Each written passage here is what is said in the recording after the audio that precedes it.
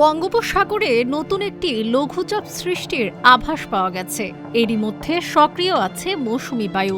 এই অবস্থায় ঝড় ও বৃষ্টির প্রবণতা বাড়তে পারে ঢাকা সহ সারা দেশে। আগামী 5 দিন দেশের অনেক জায়গায় হতে পারে ভারী বজ্র বৃষ্টি, এমনটাই বলছে আবহাওয়া অফিস।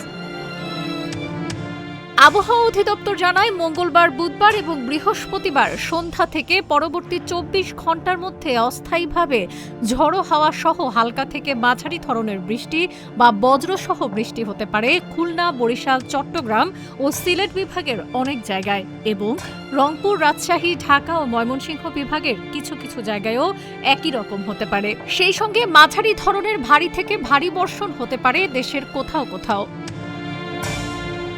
শুক্রবার সন্ধ্যা 6টা থেকে পরবর্তী 24 ঘন্টায় অস্থায়ীভাবে ঝড়ো হাওয়া সহ হালকা থেকে মাঝারি ধরনের বৃষ্টি বা বজ্রসহ বৃষ্টি হতে পারে বরিশাল, চট্টগ্রাম ও সিলেট বিভাগের অনেক জায়গায় এবং রাজশাহী, রংপুর, ঢাকা, খুলনা ও ময়মনসিংহ বিভাগের কিছু কিছু জায়গায়।